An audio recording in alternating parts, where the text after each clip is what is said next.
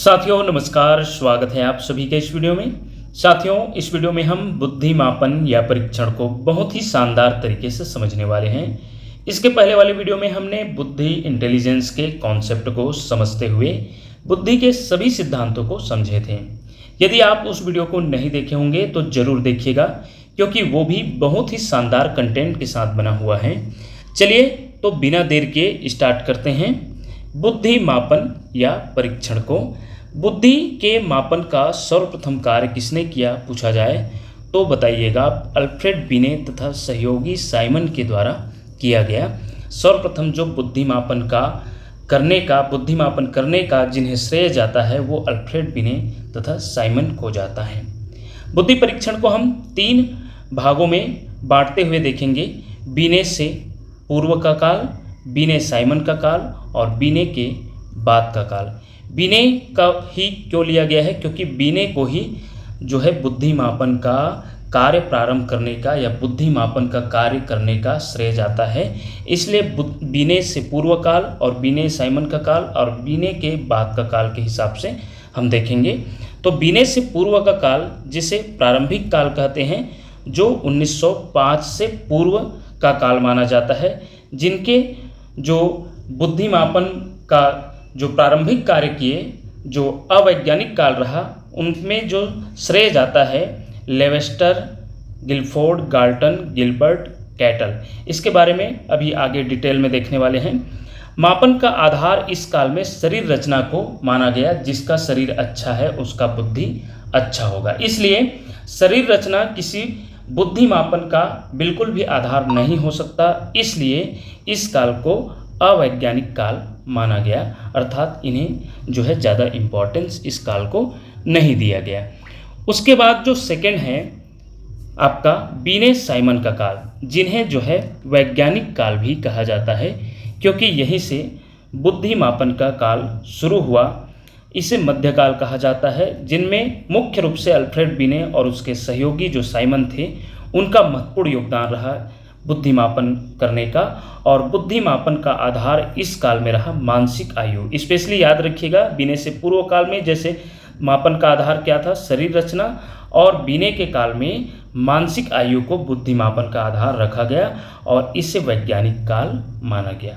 उसके बाद आया बिने के बाद का काल, जो 1911 के बाद का काल है। जैसे बिने साइमन का काल 1905 से 1911 के मध्य, आगे हम इनका सभी का डिटेल देखने वाले हैं। तो बिने के बाद के काल में 1911 के बाद की जितने भी बुद्धि मापन से रिलेटेड कार्य हुए हैं उन्हें रखा गया और इसे आधुनिक काल कहा गया। इनमें जो कार्य करने वाले मुख्यतः जो है विलियम स्टर्न, कुहलमन और टर्मन, जिनके देखा जाए तो बहुत ही ज़्यादा योगदान है बुद्धि मापन में। और सूत्र जो है यहीं से आया है। जो बुद्धि मापन का जो गणितीय सूत्र है वो इन्हीं तीनों का योगदान है मुख्यतः। उसे हम आगे डिटेल में देखने वाले हैं। तो बुद्धि मापन का आधार इस काल में रखा गया बुद्धि लब्धि IQ, जिसका सूत्र जो है प्राप्त हुआ है, जिसे आगे हम देखेंगे। यह पूर्णतः वैज्ञानिक काल माना गया। अब हम आगे देखेंगे बुद्धि परीक्षण के प्रकार। तो बुद्धि परीक्षण के जो प्रकार बांटा गया, व्यक्तिगत बुद्धि परीक्षण, जहां एक समय में केवल एक व्यक्ति का बुद्धि का परीक्षण किया गया। और दूसरा देखेंगे सामूहिक बुद्धि परीक्षण, जिनमें जो है देखा जाए तो एक समय में बहुत सारे व्यक्तियों का बुद्धि परीक्षण किया गया, तो उसे सामूहिक बुद्धि परीक्षण कहेंगे। वही व्यक्तिगत बुद्धि परीक्षण को भी 2 भागों में बांटा गया, शाब्दिक व्यक्तिगत बुद्धि परीक्षण और ये जो है अशाब्दिक व्यक्तिगत बुद्धि परीक्षण। इसी प्रकार सामूहिक बुद्धि परीक्षण को भी शाब्दिक में और अशाब्दिक में बांटा गया। शाब्दिक व्यक्तिगत बुद्धि परीक्षण में मुख्यतः हम देखेंगे बिने साइमन का बुद्धि परीक्षण, टर्मन का स्टैनफोर्ड बिने बुद्धि परीक्षण। वही अशाब्दिक व्यक्तिगत बुद्धि परीक्षण में भूल भुलैया परीक्षण, भाटिया बैटरी परीक्षण, वेस्लर बुद्धि परीक्षण, बहुत ही इम्पॉर्टेंट परीक्षण है ये सभी एग्जामों में बहुत ही ज़्यादा पूछा जाता है ये सभी। और वही शाब्दिक सामूहिक बुद्धि परीक्षण में देखा जाए तो आर्मी अल्फा टेस्ट, सेना का सामान्य वर्गीकरण परीक्षण और वही अशाब्दिक सामूहिक बुद्धि परीक्षण में शिकागो अशाब्दिक परीक्षण, कैटल का संस्कृति मुक्त परीक्षण, रेवेंस प्रोग्रेसिव मैट्रिसेस परीक्षण, ये सभी जो है आपका अशाब्दिक सामूहिक बुद्धि परीक्षण में देखेंगे। आगे हम इन सभी को बहुत ही शानदार तरीके से देखने वाले हैं। चलिए व्यक्तिगत एवं सामूहिक बुद्धि परीक्षण को जान लेते हैं, इसमें अंतर को। तो व्यक्तिगत बुद्धि परीक्षण क्या होता है, जो नाम से ही स्पष्ट है, जहां केवल एक समय में केवल एक व्यक्ति पर ही परीक्षण किया जाता है। और वही सामूहिक बुद्धि परीक्षण की बात करें तो इसमें एक साथ कई व्यक्तियों पर परीक्षण किया जाता है। इसमें अधिक समय लगता है क्योंकि एक समय में एक व्यक्ति का, यदि एक क्लास के एक कक्षा के 20 बच्चों का किया जाता है तो अलग अलग बच्चों का बारी बारी किया जाएगा, जिससे बहुत ज़्यादा समय लगेगा।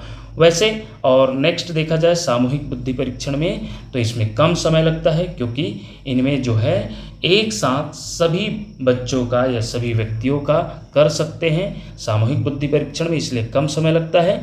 ये परीक्षण अधिक वैध एवं विश्वसनीय माने जाते हैं क्योंकि हर एक व्यक्ति का अलग अलग व्यक्तिगत रूप से लिया जाता है, जिससे सभी व्यक्ति का बहुत ही यूनिक तरीके से उनके बुद्धियों को मापा जा सकता है या बुद्धियों के बारे में पता किया जा सकता है।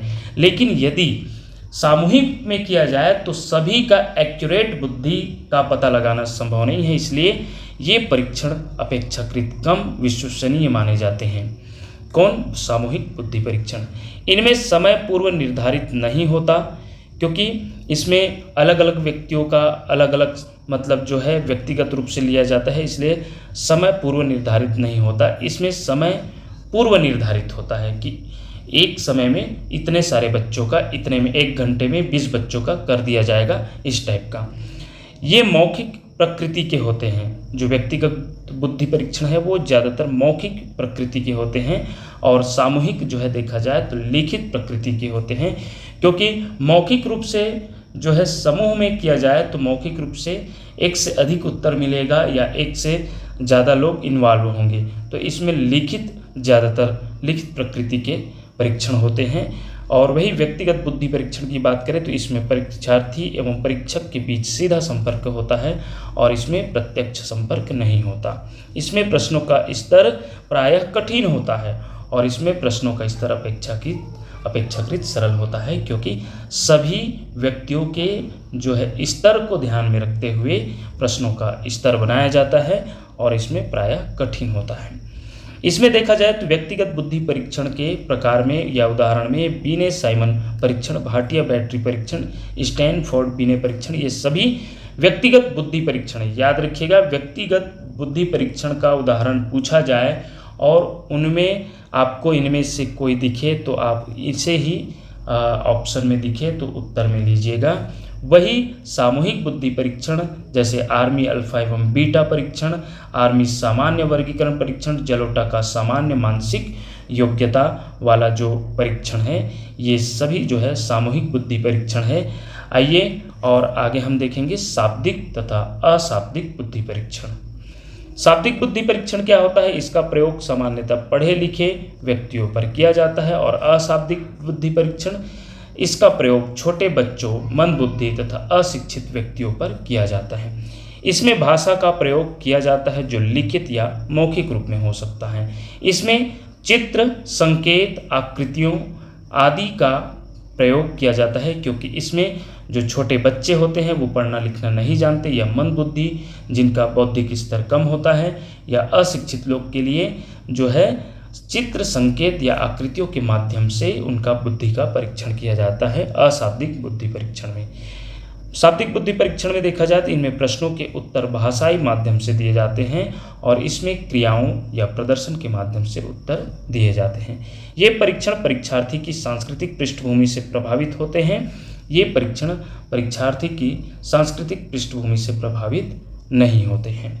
इसमें उदाहरण देखा जाए तो डॉक्टर प्रयाग मेहता का परीक्षण, डॉक्टर जलोटा का परीक्षण, इलाहाबाद मनोविज्ञान प्रयोगशाला परीक्षण, आर्मी अल्फा परीक्षण, ये सभी आपके शाब्दिक बुद्धि परीक्षण के उदाहरण हैं। वही अशाब्दिक बुद्धि परीक्षण में याद रखिएगा जिनमें जो है चित्र, संकेत, आकृतियों के माध्यम से परीक्षण किया गया, तो रेवेंस प्रोग्रेसिव मैट्रिक्स परीक्षण ये बहुत ही इंपॉर्टेंट है, याद रखिएगा। कोहल्स ब्लॉक डिजाइन परीक्षण और भाटिया बैटरी परीक्षण, आर्मी बीटा परीक्षण, ये सभी अशाब्दिक बुद्धि परीक्षण है, याद रखिएगा। आर्मी अल्फा, जब आर्मी अल्फा परीक्षण की बात होगी तो वो शाब्दिक में आएगा, और वही आर्मी बीटा परीक्षण में अशाब्दिक बुद्धि परीक्षण में आएगा। आगे अब हम देखेंगे जो हम 3 भागों में पढ़ने वाले थे, बीने के पूर्व का काल, बीने के समय का काल और बीने के बाद का काल अर्थात आधुनिक काल। तो उन्हें अब हम डिटेल में देखने वाले हैं क्योंकि क्वेश्चन यहीं से बनता है। बीने के पूर्व काल 1905 से पहले की बात करें तो यह अवैज्ञानिक काल माना जाता है। उसका कारण है अवैज्ञानिक काल माना जाने का क्योंकि इसमें जो है शारीरिक संरचना या शारीरिक शरीर रचना के आधार पर बुद्धि का मापन किया गया। क्योंकि इसे अवैज्ञानिक करने का कारण ये है कि शरीर रचना के आधार पर किसी का बुद्धि मापन नहीं किया जा सकता, या कौन यदि कोई बहुत अच्छा दिखाई दे रहा है या शरीर रूप से बहुत ही बढ़िया दिख रहा है तो ऐसा नहीं कह सकते कि वो जो व्यक्ति है वो बहुत बुद्धिमान है, और जो अच्छा नहीं दिख रहा है या जिनकी शारीरिक बनावट ठीक नहीं है तो उनका बौद्धिक क्षमता ठीक नहीं होती। क्योंकि इस काल में शरीर रचना के आधार पर बुद्धि परीक्षण किया गया, जिसमें बताया गया कि जिनका शरीर की बनावट अच्छी हो उनकी बुद्धि अच्छी होती है। लेकिन ये बिल्कुल जो है ये निराधार माना गया, इसे पूरा अवैज्ञानिक काल माना गया, इसे नकारा गया। जिसका शारीरिक बनावट जितना अच्छा होगा उसकी बुद्धि उतनी अधिक मानी जाती थी, क्योंकि ये अवैज्ञानिक घोषित किया गया। इसमें और भी कुछ महत्वपूर्ण बातें हैं, उससे जान लेते हैं। लेवेस्टर ने 1775 में सर्वप्रथम शरीर रचना के आधार पर बुद्धि का मापन किया। यदि पूछा जाता है कि शरीर रचना के आधार पर सर्वप्रथम बुद्धि मापन किसने किया तो लेवेस्टर, और यदि ये पूछा जाता है कि सर्वप्रथम बुद्धि परीक्षण करने वाले कौन थे तब बीने साइमन का परीक्षण आएगा, और यदि शरीर रचना के आधार पर बुद्धि मापन का कार्य किया गया तो वो लेवेस्टर आएगा। फ्रांसिस गाल्टन ने 1885 में बुद्धि शब्द का प्रयोग किए थे। इस लाइन को हम इसके पहले वाले वीडियो में भी देखे थे। यदि पूछा जाता है कि सर्वप्रथम बुद्धि शब्द का प्रयोग किनके द्वारा किया गया है तो फ्रांसिस गाल्टन के द्वारा। कब तो 1885 में। कैटल ने 1890 में सर्वप्रथम बुद्धि मापन एवं परीक्षण में मानसिक परीक्षण की अवधारणा दी। तो मानसिक परीक्षण की सर्वप्रथम अवधारणा किसने दी तो कैटल ने 1890 में। आगे अब हम देखने वाले हैं, लेकिन यहाँ जो है कैटल ने जो 1890 में जो मानसिक परीक्षण की अवधारणा दी वो जो है सफल नहीं रहा। इसलिए आगे जो है मानसिक योग्यता के आधार पर भी परीक्षण हुआ जो बीने का काल रहा, तो इन पर फिर इन्हें जो है वैज्ञानिक माना गया। तो इस पर अब हम देखने वाले हैं, बीने के काल को अच्छे से समझने वाले हैं। यह वैज्ञानिक काल माना गया। अल्फ्रेड बीने जो कि फ्रांस के निवासी थे, कभी कभी पूछ दिया जाता है कि अल्फ्रेड बीने जो बुद्धि के परीक्षण का जो जनक माने जाते हैं वो कहाँ के निवासी थे तो फ्रांस के निवासी थे। 1905 में फ्रेंच भाषा में, किस भाषा में बुद्धि परीक्षण किया गया तो फ्रेंच भाषा में इन्होंने बुद्धि का परीक्षण का निर्माण किया। याद रखिएगा ये भी पूछा जाता है। यह एक व्यक्तिगत एवं शाब्दिक बुद्धि परीक्षण था। याद रखिएगा अभी हम देखे हैं व्यक्तिगत और सामूहिक बुद्धि परीक्षण, और एक देखे हैं शाब्दिक और अशाब्दिक परीक्षण। तो बीने का जो काल रहा वो व्यक्तिगत रहा और शाब्दिक भी रहा, ये पूछा जा सकता है। इनके सहयोगी साइमन थे जिनके सहयोग से ही यह परीक्षण तैयार किया गया। इसमें 30 प्रश्न शामिल किए गए थे। याद रखिएगा कितने प्रश्न 30 प्रश्न। इसके अंतर्गत कितने वर्ष के बच्चों को शामिल किया गया तो 3 से 14 वर्ष के बच्चों का परीक्षण किया गया। प्रथम संशोधन अपने इस परीक्षण में 1908 में किया गया और द्वितीय संशोधन 1911, इसलिए इस काल को 1905 से 1911 माना जाता है। इसी दौरान जब संशोधन हुआ तो इसी दौरान इसका अंग्रेजी में अनुवाद जो है गोडार्ड के द्वारा किया गया। तो बीने साइमन का परीक्षण का संशोधन हुआ और फिर अंग्रेजी में अनुवाद के द्वारा फिर परीक्षण हुआ। तो किसने किया अंग्रेजी में अनुवाद जो फ्रेंच भाषा में थे गोडार्ड के द्वारा। प्रश्नों की संख्या जो 30 थी अब संशोधन होकर 59 कर दी गई। तो ये रहा बीने के काल का जो महत्वपूर्ण फैक्ट। आगे हम देखेंगे बीने के बाद का काल, जहाँ जो है, और हाँ एक चीज़ और, यहाँ बीने के काल में जो है वैज्ञानिक काल माना जाता है। इसमें बुद्धि मापन का आधार क्या माना गया? मानसिक योग्यता को। जिनकी मानसिक योग्यता जितनी अच्छी होगी उतना ही उनका बुद्धि जो है ज़्यादा अच्छा होगा। तो याद रखिएगा, बीने के काल में मानसिक योग्यता को बुद्धि मापन का आधार माना गया। वही जो है अगला बीने के बाद का काल 1911 के बाद का काल जो आधुनिक काल है, यहाँ बुद्धि मापन का आधार बुद्धि लब्धि को माना गया, इंटेलिजेंट क्वोशेंट को माना गया, याद रखिएगा। तो 1912 में जर्मनी के विलियम स्टर्न एवं कुहलमैन द्वारा बुद्धि लब्धि का सिद्धांत दिया गया।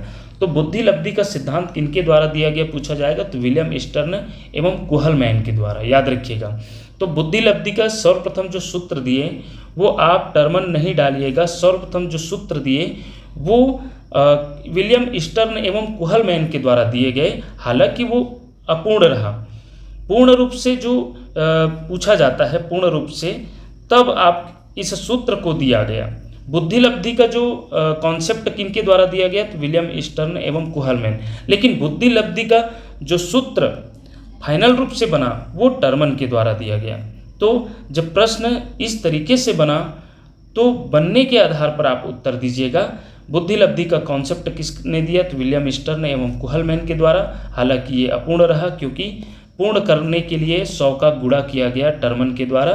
तो बुद्धि लब्धि का जो है कॉन्सेप्ट विलियम स्टर्न एवं कुहलमैन के द्वारा दिया गया। 1916 में टर्मन अमेरिकी मनोवैज्ञानिक ने बीने परीक्षण में संशोधन किया। इस संशोधित परीक्षण को स्टैनफोर्ड बीने बुद्धि परीक्षण कहा गया। याद रखिएगा, जब टर्मन के द्वारा बीने परीक्षण को फिर से संशोधन किया गया तो उस संशोधित परीक्षण का नाम रखा गया स्टैनफोर्ड बीने बुद्धि परीक्षण। तो इसे भी याद रखिएगा, कब किया गया, तो 1916 में। यह परीक्षण स्टैनफोर्ड विश्वविद्यालय में किया गया, इसलिए स्टैनफोर्ड बीने बुद्धि परीक्षण इसका नाम रखा गया। टर्मन के निर्देशन में विकसित हुआ और बुद्धि लब्धि का जो प्रथम प्रतिपादक विलियम स्टर्न माने जाते हैं, याद रखिएगा। इसलिए यहाँ देख सकते हैं प्रथम प्रतिपादक कौन है, विलियम स्टर्न। लेकिन बुद्धि लब्धि सूत्र के जनक यदि पूछा जाता है, कॉन्सेप्ट तो किसने लाए, विलियम स्टर्न ने, लेकिन सूत्र के जनक पूछा जाता है तो आप बताएंगे अमेरिका के टर्मन जो है उन्हें माना जाता है, क्योंकि टर्मन ने 100 का गुणा करके सूत्र को आसान बना दिया। तो याद रखिएगा, बुद्धि लब्धि का जो फार्मूला होता है वो मानसिक आयु बटे वास्तविक आयु गुणा 100। तो IQ जिसे इंग्लिश में इंटेलिजेंट क्वोशेंट बोलते हैं, और इसमें MA जो मेंटल एज है मानसिक आयु, और CA जो क्रोनोलॉजिकल एज जिसे बोलते हैं ये वास्तविक आयु। तो इसे भी याद रखिएगा। आइए अब हम देखेंगे बुद्धि लब्धि का वर्गीकरण, क्योंकि इनसे भी प्रश्न पूछा जाता है। टर्मन के द्वारा जो टर्मन ने 1916 में स्टैनफोर्ड बीने परीक्षण के साथ बुद्धि लब्धि के वितरण की तालिका प्रस्तुत की जो निम्न है, और इसके आधार पर पूछा जाता है कि सामान्य बुद्धि वाले व्यक्ति का जो IQ होता है वो कितने से कितना होता है, तो 90 से 110 या 91 से 110 होगा वो सामान्य बुद्धि।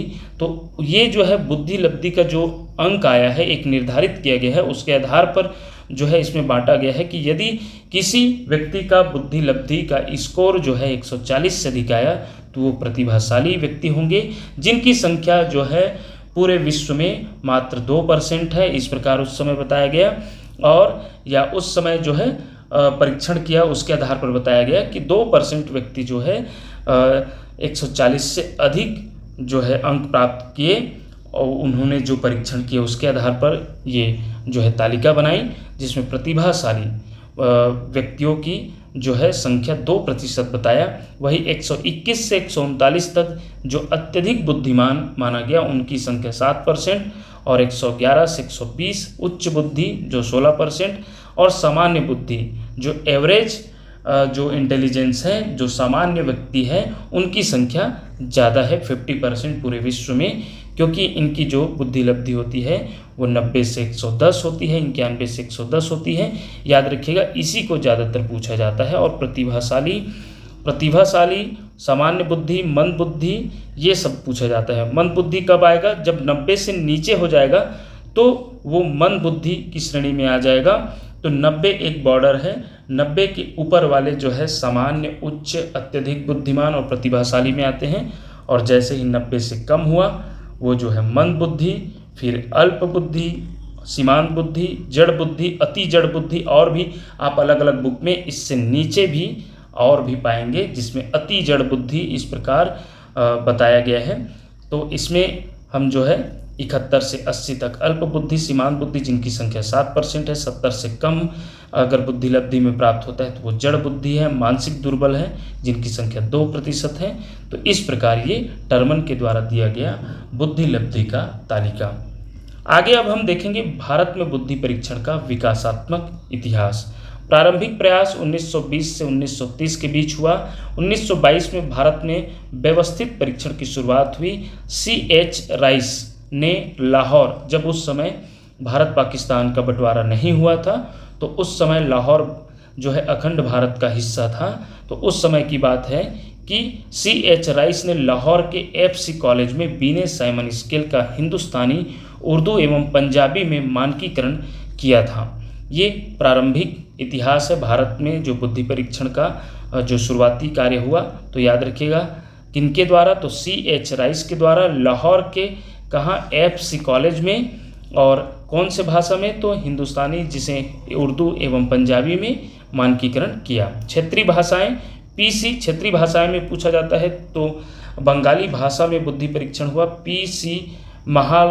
महालनोबिस ने बीने परीक्षण को बंगाली भाषा में अनुकूलित करने का प्रयास किया। वही हिंदी परीक्षण की पूछा जाता है तो हिंदी परीक्षण 1930 के दशक में S.M. मोहसिन ने हिंदी में पहला सामूहिक बुद्धि परीक्षण विकसित किया। वही स्वदेशी परीक्षण का विकास की बात करें तो बाद के वर्षों में भारतीय परिस्थितियों के अनुसार नए परीक्षण विकसित किए गए, जिसमें प्रयाग मेहता का समूह बुद्धि परीक्षण, प्रमीला पाठक द्वारा ड्रा ए मैन परीक्षण, CIE अशाब्दिक परीक्षण। तो ये भारत में जो बुद्धि परीक्षण का इतिहास रहा उनकी छोटी झलक हमने देखा। अब हम बात करेंगे कुछ प्रमुख बुद्धि परीक्षण, जिसमें देखा जाए तो इनसे भी प्रश्न बहुत पूछा जाता है कि प्रथम विश्व युद्ध के दौरान अमेरिका द्वारा बुद्धि परीक्षण किए गए जो वर्ष 1917 में तैयार किए गए थे। इसमें हुआ आर्मी अल्फा परीक्षण और आर्मी बीटा परीक्षण। तो आर्मी अल्फा परीक्षण जो है सामूहिक बुद्धि परीक्षण है, ये भी सामूहिक बुद्धि परीक्षण है, लेकिन ये शाब्दिक बुद्धि परीक्षण हो। आर्मी अल्फा परीक्षण क्या है, शाब्दिक बुद्धि परीक्षण है, और ये अशाब्दिक बुद्धि परीक्षण है। ये शिक्षित व्यक्तियों के लिए किया गया और ये अशिक्षित व्यक्तियों के लिए किया गया। इसमें भाषाई आधार पर प्रश्नों का निर्माण किया गया था। इसमें चित्र एवं रेखाओं के आधार पर समस्याओं को हल करने हेतु डिजाइन तैयार किया गया था। तो प्रथम विश्व युद्ध के दौरान अमेरिका द्वारा बुद्धि परीक्षण किया गया, जिसमें आर्मी अल्फा परीक्षण और आर्मी बीटा परीक्षण किया गया। वही द्वितीय विश्व युद्ध के दौरान भी जो है बुद्धि परीक्षण हुआ, जिनका नाम जो है जिसमें आर्मी अल्फा परीक्षण के बाद अमेरिका में आर्मी जनरल या आर्मी सामान्य वर्गीकरण परीक्षण विकसित किया गया। तो ये भी आपने जब शुरू में हमने वीडियो शुरुआत किए थे तो जब हम प्रकार देख रहे थे उसमें देखे होंगे आर्मी सामान्य वर्गीकरण परीक्षण भी शामिल है। तो ये कब हुआ, द्वितीय विश्व युद्ध के दौरान हुआ।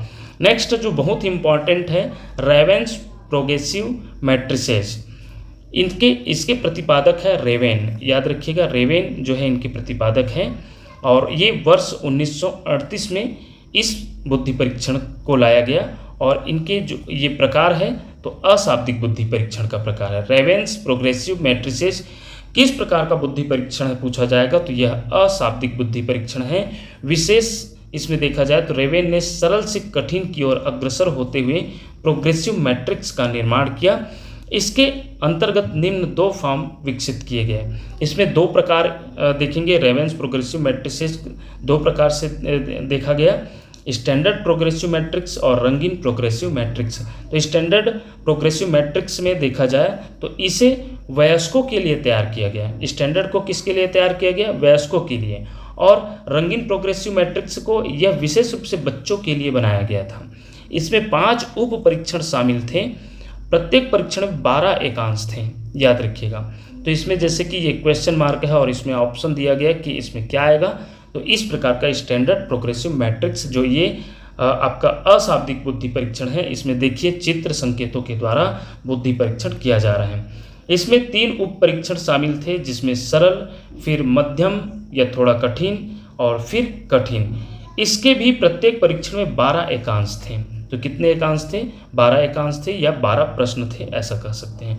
नेक्स्ट है वेस्लर बुद्धि परीक्षण, 1936 में आया, जिनके प्रतिपादक थे डॉक्टर डेविड वेस्लर, जो अमेरिका के मनोवैज्ञानिक थे। प्रकार शाब्दिक एवं अशाब्दिक दोनों मिश्रित।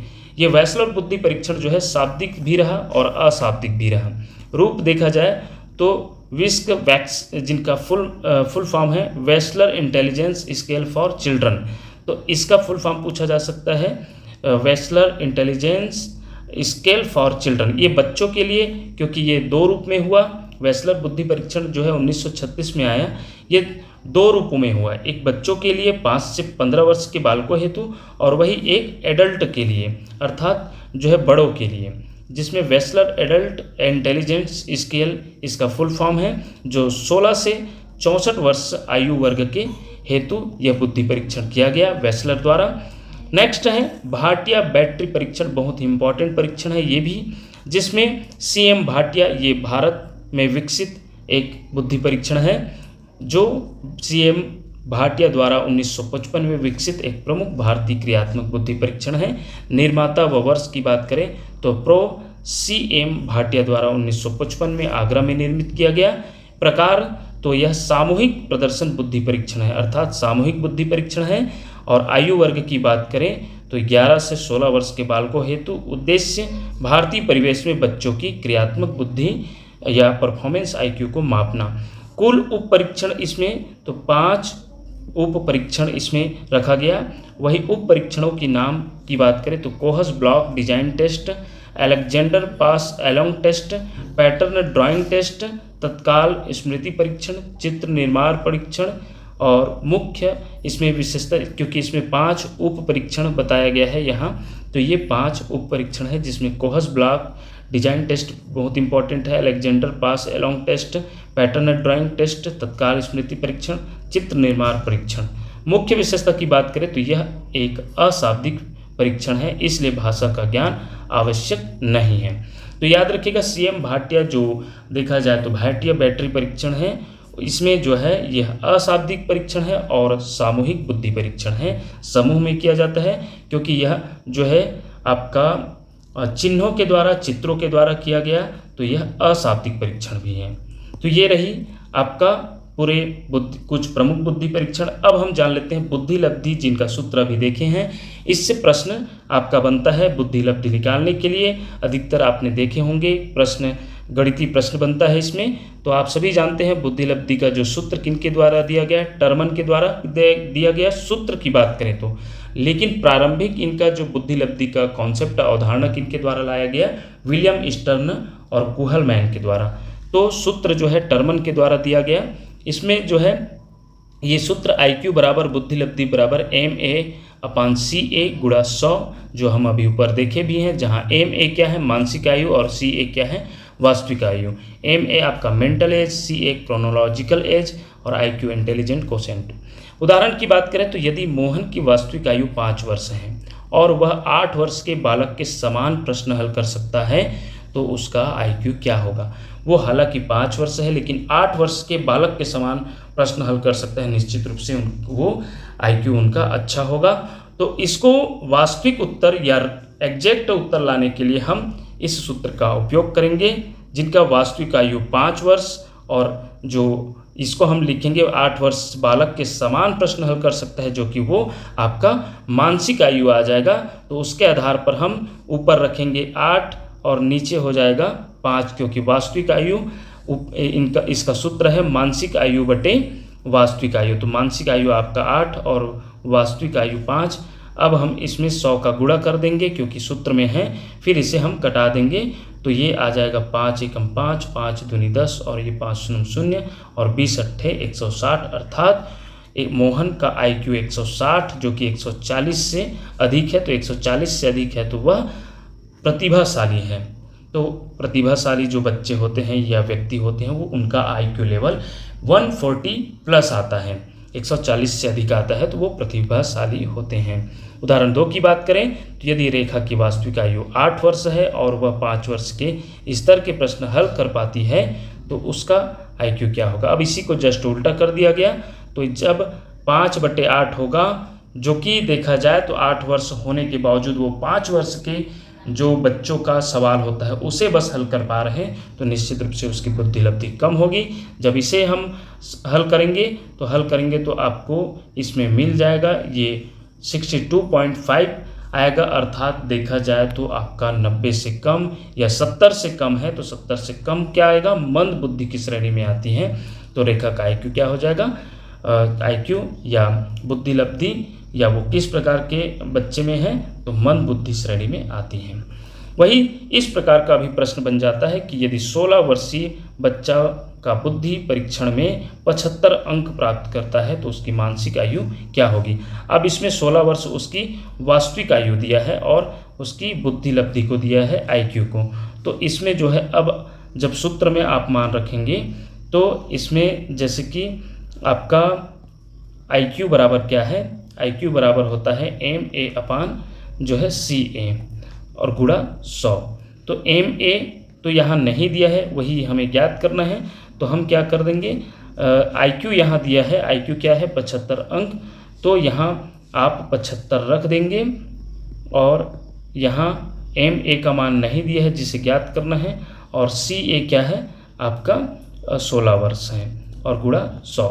लेकिन हम MA बराबर जानेंगे तो 100 और 16 को 75 की ओर ले जाएंगे, तो वह जो 100 ऊपर में है वो आपका नीचे में आ जाएगा और 16 जो नीचे में है वो ऊपर चला जाएगा।